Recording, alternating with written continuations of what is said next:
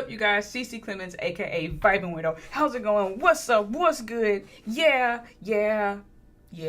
Shame. Trying my computer camera today to see what that does, see what the vibes are. I don't know, just some said just use that. What are you doing? June 2024 movies ranked. I watched a total of, am I recording? Yes, let me blow this up. Ow, brightness hurts. All right, y'all, I watched a total of 2, 4, 6, 8. Who do we appreciate? Anyways, I watched a total of 8 movies. But first, we're going to start off with In a Violent Nature. Oh boy. So In a Violent Nature, that was the first movie I watched this month. Actually, it came out in May, the end of May, but I didn't get a chance to watch it until June. I will say I appreciate the perspective of it coming from the slasher themselves. That was really cool and unique and like anything I personally had seen, so that was cool. Very bloody, very graphic, very violent. But unfortunately, I just did not like the way the story played out. I'm getting easily irritated with the stupid choices and the dumb decisions, and we're just not making smart choices on how to survive. It's always in movies like this, but this year I guess it's time for CC to get irritated with these themes. With it being from his point of view, it was very quiet, and unfortunately there just wasn't enough going on for me to really have a piqued interest into what was going on or the characters. It's still a fun movie to see if you're into slashers. It just didn't do the trick for me. So with that, I'm going to put that on stream. And The Violent Nature gets a stream. Okay, now the next one is The Watchers with Dakota freaking Fanning. Stop playing with me. And this was M. Night Shyamalan. You get it. Don't do that. Don't do that. Shame. Not M. Night, but his daughter or something? Or who was it? Ishana Night Shyamalan. This was her first directorial debut. And I must say, for this being her first, I mean, she obviously has some connections, right? Obviously. But this was a solid movie. I really enjoyed it. There were a lot of points that had me go, wait a minute, what? Huh? That didn't make any sense.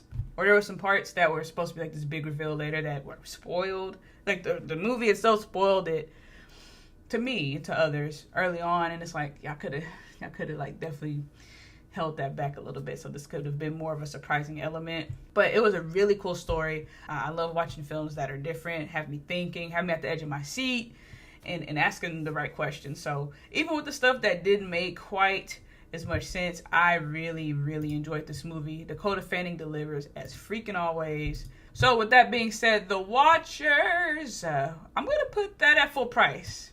I know a lot of people didn't enjoy it as much as I did, understandably, but I really loved it full price. All right, anyways, next, Bad Boys Ride or Die. This was a freaking blast. This was such a fun movie. I cannot stress how hilarious this freaking movie was. It was funny. It was really funny, okay? Call a crackhead. Martin, he stole the show.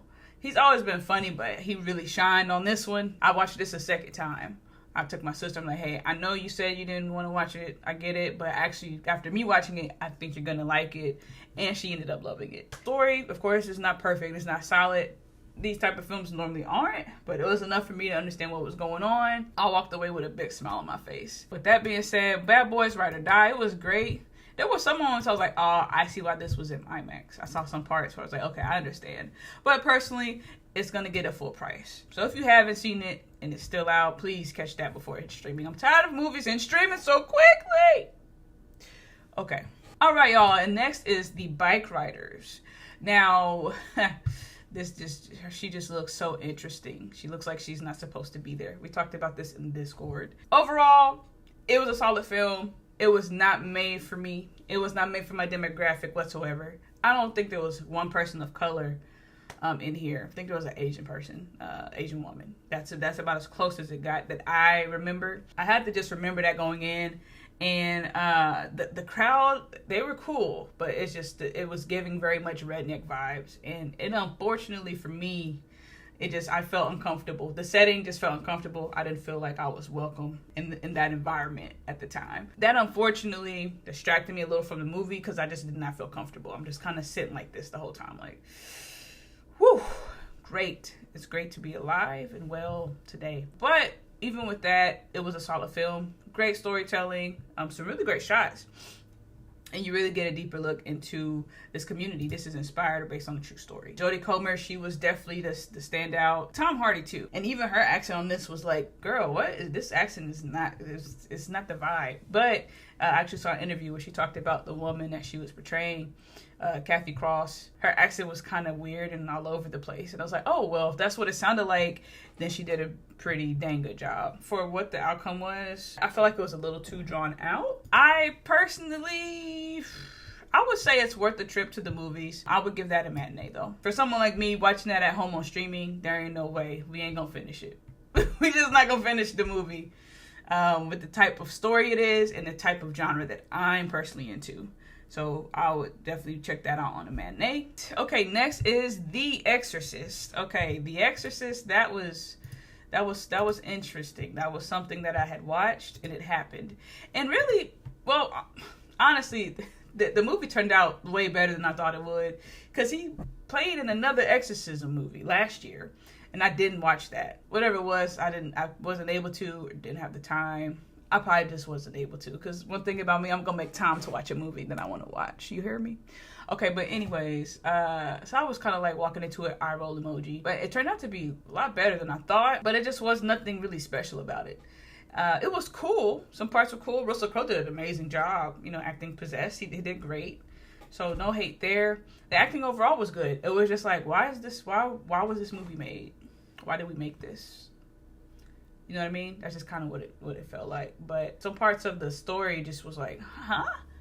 Wait a minute. Why? What? And then the dumb choices. Like I said, I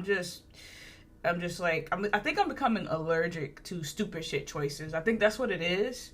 I've developed an allergy to it, because it's just really extra irritable for me this year, or the last 3 months.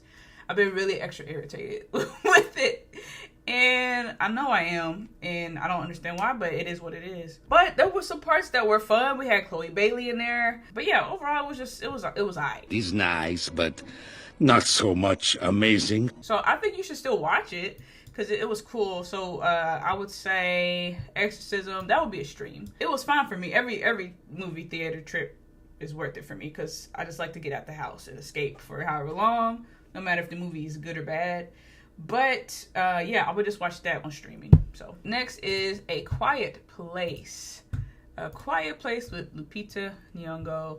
She freaking killed this. If I can go to the freaking picture, come on, girl, get it together. Get your life right. What is you doing? Oompa, oompa. All right, A Quiet Place Day 1, prequel to A Quiet Place, of course. And this was a solid prequel. Lupita did a great job. I forgot his name, Joseph Quinn? Yes, and Alex Wolff. Great casting, great acting. Lupita killed it. It was really good to see a point of view from her specifically for the first day when everything kind of happened and took place. And I have to remember, I don't like it when bad guys, including creatures, I don't care where you're from, win. And you just destroying all these innocent people. I don't like it. And I was getting upset with that, but I have to remember, this is a prequel. This is a prequel, and relax, because you know how things play out later in Quiet Place 1 and 2. Relax and enjoy it for the prequel that it is. So with that being said, it was a great film. It definitely had me at the edge of my seat on a lot of moments. The chemistry too was between Joseph Quinn and Lupita was really, really great. The cat was cool. That was a cool element. I don't like cats like that. Still don't. But the cat in here was cool. And it definitely added some funny moments and excitement and nervousness too. Sometimes that cat be doing stupid stuff. Just like humans, it's okay.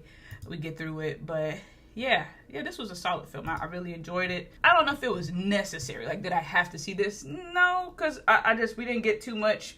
It was just from the human's point of view. It wasn't from the creatures. I was hoping to get a little more information on the creatures or the aliens that ended up infiltrating this planet. Not enough to upset me to say I didn't have a good time. Look at the cat there. That's funny. So with that being said, A Quiet Place, I would give that a matinee. All right, and we know we gotta save the best for last. So next is going to be Thelma.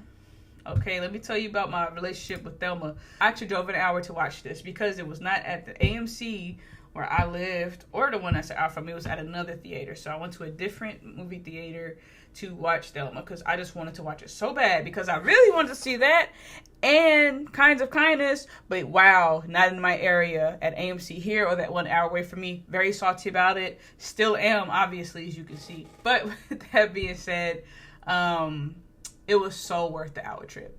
It actually just made the whole experience therapeutic. It wasn't a big crowd. I watched it earlier in the day. It was like 95% older white women in there.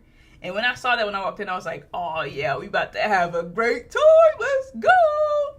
I'm extra like that. You'll be okay. I hope you are. Thelma was such a treat for me. It was very funny. This woman, June Squibb, that played Thelma, she was hilarious. All of the old people stereotypes, the funny parts of it and the cute parts of it, they really leaned into it on here and like actually took the time. Like, no, we're going to focus on this part right here, even if it takes a few minutes, even if other stuff is going on. And we shouldn't be having this moment, but we are because that's what old people do. And that was just a really great experience. Hearing everyone older, younger, laughing, it was just really, really awesome. And then I didn't even realize until the end it was inspired by a true story. I was like, what? This is inspired by a true story? That's crazy. I just had the biggest smile on my face. I will be watching this again.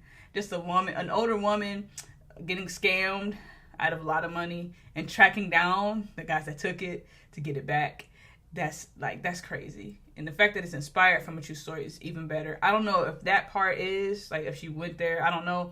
But the fact that it inspired this awesome, dope, spectacular movie, it definitely makes me a happy camper. And it is a top movie of the year for me. And will be like a cherished favorite. Look at her there. It's so cute. Okay, anyways, focus. So, Thelma is incredible. It is one of the top movies of the year. So, I'm going to put that on full price. All right, y'all. And last but not least, oh my God, Inside Out, freaking number 2. Now, I was excited to watch this just because I'm excited to watch movies. I'm a movie crackhead. Stop playing with me. I was mostly excited that Ayo Edebiri was in there. I watched the first Inside Out 2. It was great. It was a great movie. Nothing I went back and rewatched or anything. This not only was like one of the best movies and top movies of the year, it's the top movie of the month. Actually, I'm debating between that and Thelma. I'm having a hard time. But this one had more of an impact on me than any movie I've seen this year or for a while. This was like a whole therapy session. I'm gonna have to watch the first one again, but I don't remember being as emotional as I was when I watched this. Them introducing anxiety, being a chronic overthinker, big time. You have no freaking idea. Or maybe you do.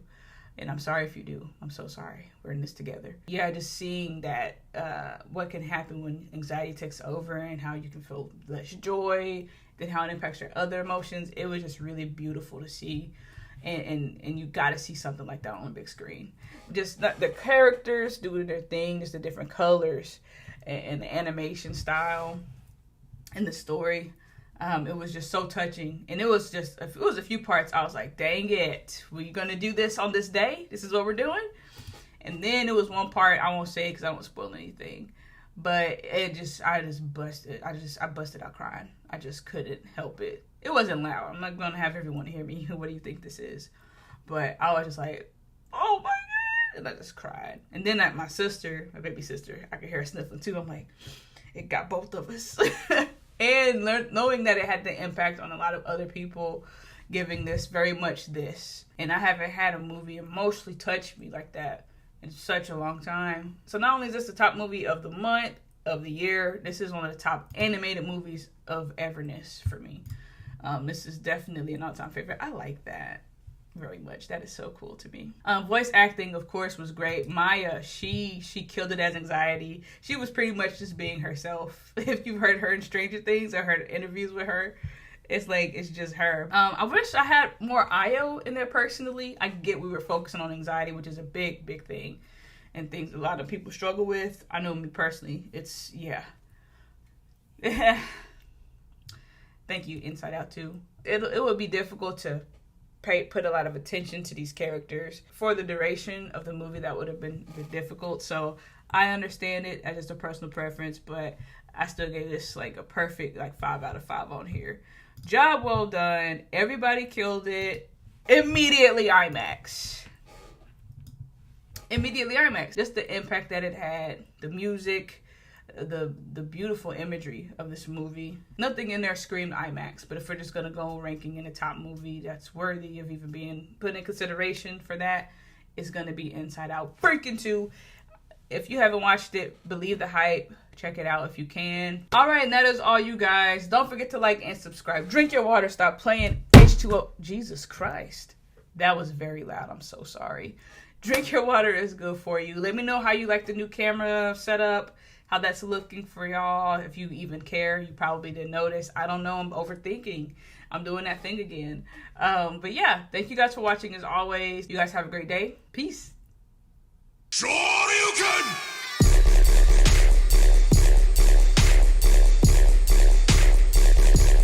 Tatsumaki-san!